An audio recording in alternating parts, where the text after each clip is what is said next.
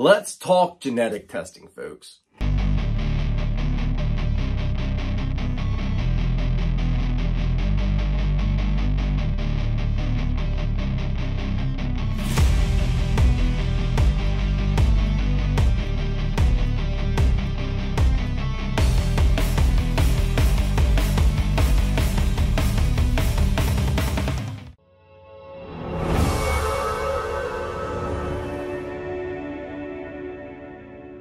What's up, everybody? I'm Jeremy. You guys are watching Morphs. This week's video, folks, we are diving into genetic testing. My thoughts, the good, the bad, or at least what I think could be the bad of it.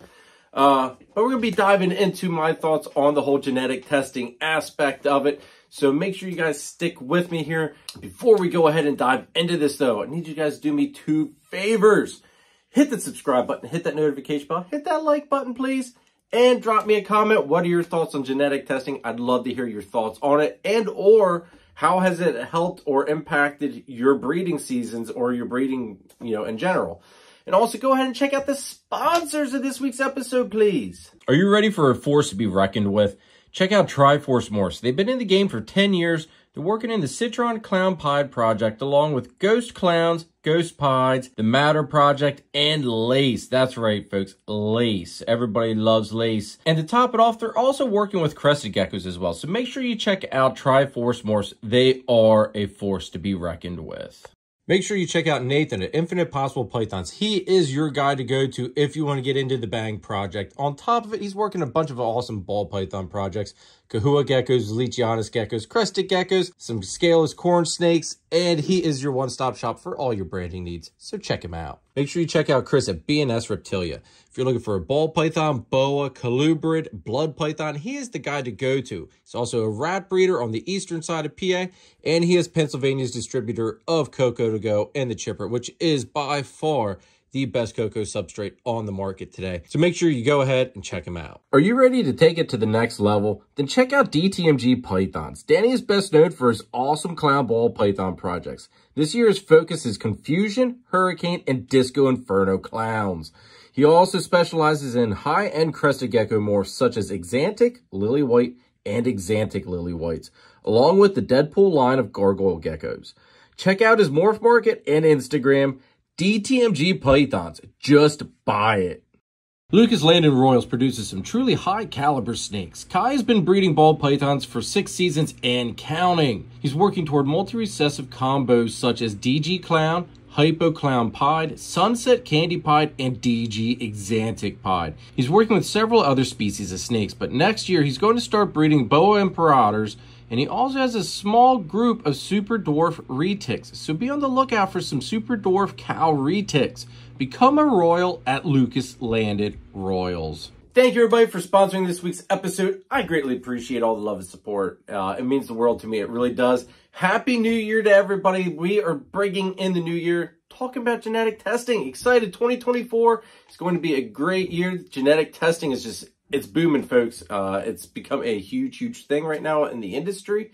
And it's been very helpful. There are some bad aspects to it. We'll dive into that, though. All right, so let's talk about what's great about genetic testing. First off, it saves time.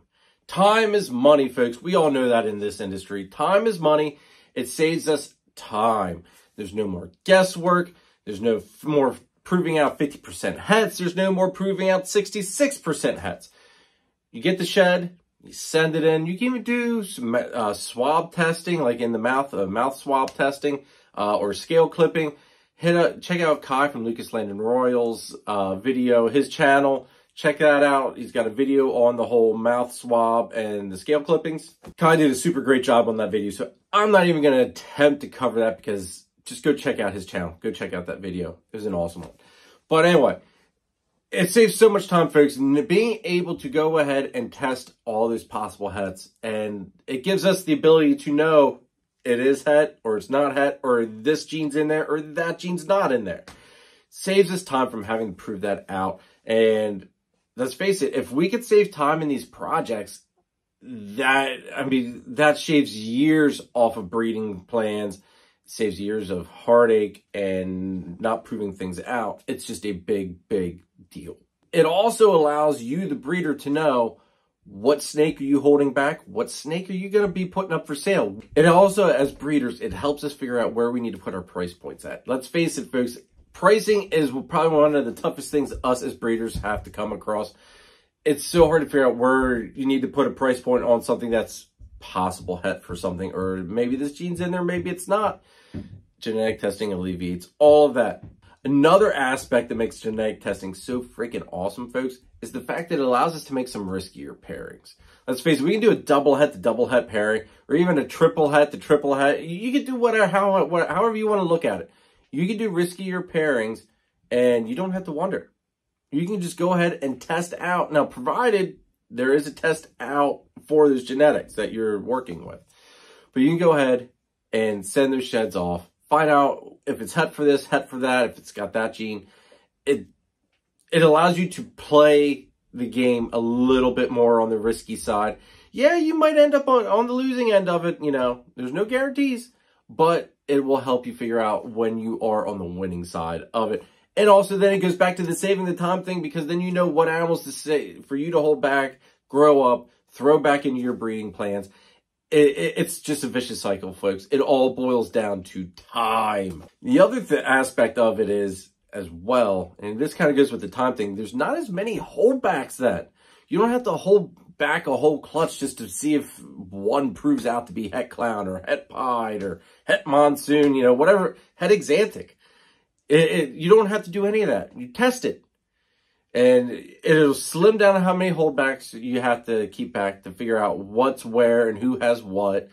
It saves you money on that aspect, because then you're not feeding all of those animals that you don't really need for that project, because they don't really help you in that project.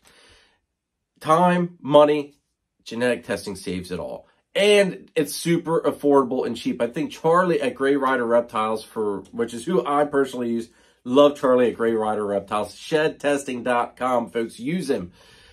Super fast results and super affordable too.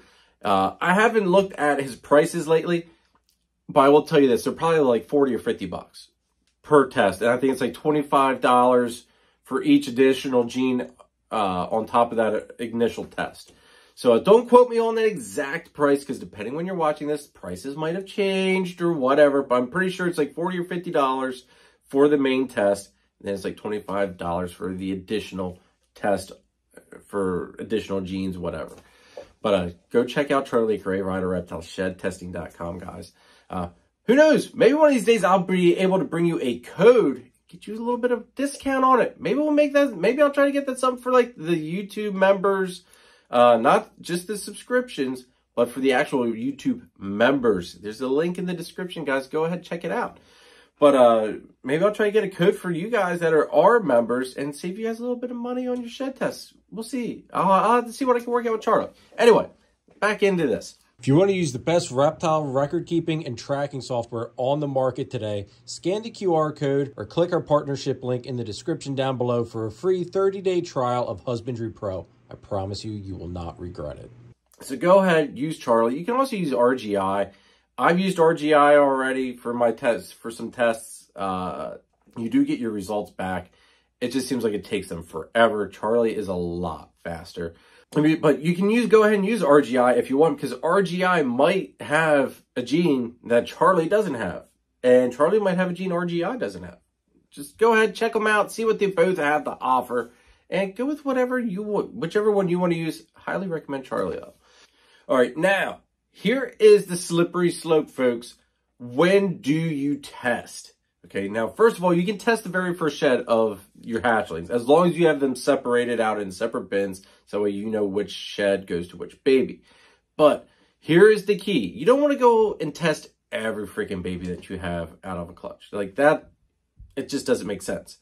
So, here's my rule of standards as to how I go about doing it. If I'm going to be holding back that animal, or potentially holding back that animal, I'll test it for whatever I'm curious if it has, or, you know, like, for instance, my Exantic stuff. I've hatched several Exantics this year that were 50% het clown. I needed to know which one of those babies had that het clown in there, so that way I knew who to hold back and who to let go. I actually ended up having really great odds on which Exantics got to stay, and I only had to ship off one Exantic because it didn't really further my project. Another thing you need to think about when you're trying to figure out is it worthwhile to test or not is, will the price of the test increase the value of the animal? Is it worthwhile, essentially? For instance, I did a double head to double head pairing, didn't hit any visual recessives. Now, I know both animals that I paired were double heads because I made them myself. So all the 4 animals in that clutch were all 66% double head. Not a single one was I interested in keeping because I didn't hit that animal I wanted. So it came down to, what is it worthwhile to test them for the Exantic and for the clown? I couldn't see that it made sense to do it. So what I did was I listed them all as just 66% double head. I could do that with a clear conscience because I really didn't know if they were double head or not. It's basically like how the game's been played for years now. You know, you just 66% double head, be completely transparent. That way the customer knows what they're getting into if they're buying the animal for breeding purpose. You know, they might get lucky and that animal is double head. It might have one head or the other head. It might have both. Might not have any. But there again, you know, that if I would have been holding one of those animals back or planning on it, it would have made sense to, you know, do that testing. This one, since I was not going to be holding back any of them, didn't make any sense to do the testing, folks. It wasn't going to increase the value of those animals, to me anyway, exponentially to justify the testing. So it just wasn't worth it to me. So listed them all as what they were, 66% double heads. And some of them moved so far. I still got 2 of them left. So go ahead and check out our morph market if you are interested. There's 2 spiders. It's a male and a female, 66% double heads. And one actually has a paradox. Pretty cool looking animal. So that's how I figure out who I'm testing, who I'm not. If it's going to increase the value of the animal, obviously if you've got like a visual Exantic that tests 100% het clown, that animal's value is a lot more. It's also worth a lot more to you as a breeder if that's the project you're working, like me. So definitely weigh those options out when you're thinking of doing your testing. You don't need to test every single animal. Just make sure that what you're testing is going to help progress your projects, or it makes sense to do it because it's going to alter the monetary value of that animal. So you can give your customers 100% no doubt this is what it is. All right, the negative side of it. Now, this could go one way or the other. Depends how you look at it. This is just my thoughts on what I see as the negative side of it. The shady people. You're always going to have the shady people. No matter what, there will always be that one guy out there that either says that they tested the animal and that it's het for this, and then they didn't do it. Or you're going to get the guy that goes, tests it, and the test comes back negative for the clown or the Exantic, whatever. And they'll be, well, you know what? I don't really believe that test. We're going to just sell it off as this and just say, you know, we never tested it. Knowing full well that that animal was tested and it came back negative. You're going to have those people doing that. There's no way around it. You're always going to have the scammers, the shady people. That's just how the world works, sadly. But that's not everybody, folks. So rest assured, there are a lot of honest people out there. There's very few bad apples in this hobby and industry, but there are those few bad apples that will pull that shady crap, and that sucks. Just be aware, it's not 100% foolproof with all this, you know. You are going to have those shady people out there. The other thing is, and this is where it kind of gets a little, you know, it makes these projects progress exponentially, like a lot faster now, because you don't have people doing these possible hets to actual hets. You know, you're not proving out all these animals to see if this animal has those hets or that animal has those hets. Now you know. So it's making these projects go a lot faster. You're hitting these combos a lot faster, and you're being able to recreate these you know, set animals that you want to hit. You're able to make them and hit them a lot faster, a lot more consistent, which makes the supply go up, which makes the value go down.